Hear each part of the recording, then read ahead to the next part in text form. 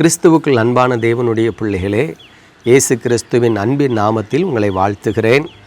நீங்கள் ஒவ்வொருவரும் ஆவிக்குரிய வாழ்க்கையிலும் உலக பிரகாரமான வாழ்க்கையிலும் இரட்டிப்பாய் ஆசீர்வதிக்கப்பட வேண்டும் என்று உங்களுக்காக ஜெபிக்கிறேன். இந்த நாளில் ஆண்டவர் நமக்கு தந்த கிருபையுள்ள வார்த்தையை கவனித்து பாருங்கள். 1 கொரிந்தியர் 9ஆம் அதிகாரம் 4ஆம் வசனம் சொல்லுகிறது, புசிக்கவும் குடிக்கவும் எங்களுக்கு அதிகாரம் இல்லையா? பரிசுத்த பவுல் அப்போஸ்தலன் ஒருவேளை கொரிந்து பட்டணத்தில் சென்று சுவிசேஷ ஊழியத்தை செய்து கொண்டிருக்கும் பொழுது தங்களை குறித்த சாட்சியை அந்த ஜனங்களுக்கு மத்தியிலே பகிர்ந்து கொள்ளுகிறதை பார்க்கிறோம். அந்த காலத்தில் பல அப்போஸ்தலர்கள் இருந்தார்கள், நமக்கு தெரியும். பேதுரு, யாக்கோபு, யோவான், அந்திரேயா என்று அப்போஸ்தலர்கள் பலர் அந்த காலத்திலே ஊழியம் செய்து கொண்டிருந்தார்கள். ஆனால் இந்த பவுல் அப்போஸ்தலன் சொல்லுகிறதை கவனித்து பாருங்கள். மற்ற அப்போஸ்தலர்களைப் போல புசிப்பதற்கும் குடிப்பதற்கும் எங்களுக்கு அதிகாரம் இல்லையா? நாங்கள் மாத்திரம் ஒருவேளை அபாத்திரவான்களைப் போல தள்ளப்பட்டிருக்கிறோமா? அப்படி அல்ல என்று ஒரு மேன்மையான காரியத்தை சொல்லுகிறார். பரிசுத்த பவுல் அப்போஸ்தலன் தன்னை குறித்து சாட்சி சொல்லும் பொழுது ஒரு வசனத்தை அழகாய் சொல்லுகிறதை பார்க்கிறோம். என்னுடைய நன்மை தூசிக்கப்படுகிறதை பார்க்கிலும் நான் மரித்து போகிறது நலமாயிருக்கும் என்று சொல்லுகிறார். அதாவது கிறிஸ்துவுக்காக வாழ்கிறதில் என்னை நான் அத்தனையாய் அர்ப்பணித்திருக்கிறேன். மற்றவர்கள் எப்படி வாழுகிறார்கள் என்பது எனக்கு கவலை இல்லை. நான் எப்படி வாழ வேண்டும் என்று எனக்குள் தீர்மானித்திருக்கிறேன். ஆகவே உபவாசிக்க வேண்டியது, ஒருவேளை போஜனத்தை வெறுக்க வேண்டிய காலத்தில் போஜனத்தை வெறுப்பது, அன்பாய் இருப்பது, தாழ்மையாய் இருப்பது, விட்டு கொடுப்பது, ஆவிக்குரிய சகல நற்கணிகளிலும் மற்றவர்களுக்கு முன்பு முன்மாதிரியாக வாழுகிற ஒரு ஜீவியத்தை கர்த்தர் எனக்கு தந்திருக்கிறார் என்று இங்கே பரிசுத்த பவுல் அப்போஸ்தலன் சாட்சி சொல்லுகிறதை பார்க்கிறோம். எனக்கு அன்பான தேவனுடைய பிள்ளைகளே, எதற்காக சொல்லுகிறேன் என்றால், ஒரு காலத்தில், அதாவது 2000 வருடங்களுக்கு முன்பதாக கவனித்து பார்த்தால் விசுவாசிகள் எல்லோரும் ஒன்று செவ்வாய்க்கிழமை என்று சொன்னால் தங்களுக்கு உபவாச நாள் என்று நியமித்திருப்பார்கள். ஒரு சிலர் வெள்ளிக்கிழமை தோறும் ஒரு உபவாச நாளை நியமித்திருப்பார்கள்.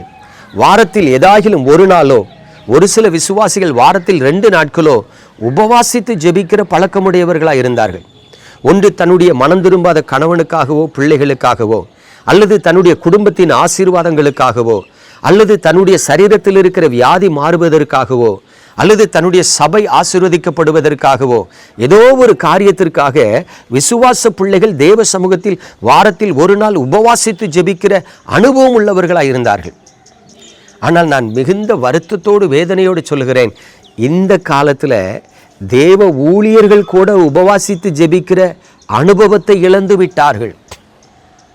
நல்லா யோசித்து பாருங்க. சபையில் உபவாச ஜெபம்னு சொல்லியிருப்பாங்க. காலையில் 10 மணிக்கு உபவாச ஜெபம் ஆரம்பிக்கும். நம்ம ஆட்கள் பார்த்தீங்கன்னா ஒவ்வொருத்தராக வருவாங்க. ஞாயிற்றுக்கிழமை ஆராதனைக்கு போகிற மாதிரி ஜனங்கள் மொத்தமாக வரமாட்டாங்க. 10 மணிக்கு உபவாச ஜெபம் ஆரம்பிக்குன்னா 5 பேர் முதல்ல வருவாங்க, 10:15க்கு 2 பேர், 10:30க்கு 4 பேர், 11 மணிக்கு. இதில் பெரிய கொடுமை என்ன தெரியுமா? 1 மணிக்கு உபவாச ஜெபம் முடிஞ்சிடும்.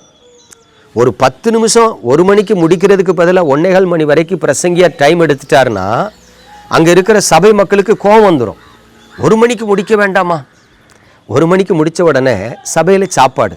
நான் கேட்குறேன், 10 மணிக்கு வந்தீங்க, 11, 12, 1, 3 மணி நேரம் தெய்வ சமூகத்தில் இருந்துட்டு உடனே சாப்பிட்றீங்க. இதுக்கு பேர் என்ன உபவாச ஜெபம்? இதில் எங்கே உபவாசம் இருக்குது? காலையில் வீட்டிலேருந்து வரும்போது காப்பி முறுக்கு சாப்பிட்டு வந்துடுறீங்க. அநேகர் வீட்டில் இட்லி டிஃபனே சாப்பிட்டுட்டு வந்துடுவாங்க. இந்த நாட்களில் சபையே உபவாச ஜெபம்னு சொல்லிட்டு வருகிற ஜனங்களுக்கு நல்ல திருப்தியாக சாப்பாடு போடுறாங்க. கேட்டால் என்ன சொல்கிறாங்க தெரியுமா? சாப்பாடு போடலைன்னா கூட்டம் வராது. அப்போ அந்த பேரை உபவாச ஜெபம்னு வைக்காதீங்க, சனிக்கிழமை ஜெபம்னு வைங்க. ஆமாம், உபவாச ஜெபம்னு பேர் இருக்கியா, ஆனால் யாருமே உபவாசம் இருக்கிறது இல்லை. ஒரு சிலர் கேட்டால் சொல்கிறாங்க, அது சுகர் பேஷண்ட்லாம் இருக்க முடியாது. அதை நம்ம சொல்லக்கூடாது. அவனவனுடைய ஆத்மாவுக்கு அவனவன் உத்தரவாதி. சுகர் பேஷண்ட்டு பரலோகத்துக்கு வரணுமா வேண்டாமா? வயதானவர்கள் பரலோகத்துக்கு வரணுமா வேண்டாமா? பரலோக ராஜ்யத்துக்கு போகிறதுக்கு ஒரு நேரம் சாப்பாடை நம்மளால் தியாகம் பண்ண முடியாதா? ஒரு நேரம் சாப்பிடலைன்னா செத்துருவாங்களா? ஒரு நேரம் சாப்பிடலைன்னா தேவ சமூகத்துக்கு வருகிறவனை ஆண்டவர் கைவிட்டுருவாரா? இது யாருடைய புத்தி தெரியுமா? ஏசாவின் புத்தி. ஏசாதான் வயிறு பசிக்கு அந்த சிவப்பான கூழில் எனக்கு கொஞ்சம் தா, நீ தரலன்னா நான் செத்துருவேன்னா. யோசித்து பாருங்கள். இன்றைக்கு சபை விசுவாசிகளுக்குள்ள உபவாசித்து ஜெபிக்கக்கூடிய அனுபவங்கள் இல்லை, குறைந்து விட்டது. காலையில் கொஞ்ச நேரம் உட்கார்ந்து ஜெபம் பண்ணுறாங்க, ராத்திரி கொஞ்ச நேரம் ஜெபிக்கிறாங்க. முழங்கால் படியிட்டு ஜெபிக்கிற அனுபவமே இன்றைக்கு விசுவாசிகளுக்குள் இல்லை. எனக்கு அன்பான தேவனுடைய பிள்ளைகளே, இயேசு கிறிஸ்துவின் பரிசுத்த நாமத்தில் உங்களுக்கு நான் புத்தி சொல்லுகிறேன். தயவு செய்து யார் உபவாசம் பண்ணுறாங்களே உபவாசம் பண்ணலைங்கிறத நீங்கள் பார்க்காதீங்க. உங்கள் ஆத்துமா பிழைப்பதற்கு, உங்கள் குடும்பத்தில் சமாதானம் வருவதற்கு, உங்கள் பிள்ளைகளும் உங்கள் சந்ததியும் ஆசீர்வதிக்கப்படுவதற்கு வாரத்தில் ஒரு நாள் தயவு செய்து உபவாசம் இருந்து ஜெபிக்க பழகுங்கள். அது காலையிலோ மதியமோ இரவோ ஏதாகிலும் ஒரு நேரம் நீங்கள் உபவாசம் இருந்து ஜெபித்து பழகுங்கள். உங்கள் வாழ்க்கை, உங்கள் குடும்பம் ஆசீர்வாதமாயிருக்கும். நம்ம ஜெபிப்போமா? எங்கள் அன்பின் பரலோக தகப்பனே, பரிசுத்தமான அந்த நல்ல காலை பொழுதிலும் உமது கிருபையுள்ள கரத்தில் உமது ஜனங்களை தருகிறேன். தேவரீர் உம்முடைய பிள்ளைகளை கண்ணோக்கி பாரும். தேவரீர் உமது பரிசுத்த முகத்தை உமது பிள்ளைகள் மீது பிரகாசிக்க பண்ணும். உம்மை நம்பியிருக்கிற ஒருவரும் வெட்கப்பட்டு போகாதபடி தங்கள் ஆவிக்குரிய வாழ்க்கையில் வளருவதற்கு, பலப்படுவதற்கு கர்த்தர் அவர்களுக்கு கிருபை செய்ய வேண்டுமாய் ஜெபிக்கிறேன். உங்கள் முகத்தை பிரகாசிக்க பண்ணுங்க ஆண்டவரே. உங்கள் அன்பை விளங்க பண்ணுங்க ஆண்டவரே. உங்கள் இரக்கத்தை காண்பித்தருளுங்க ஆண்டவரே.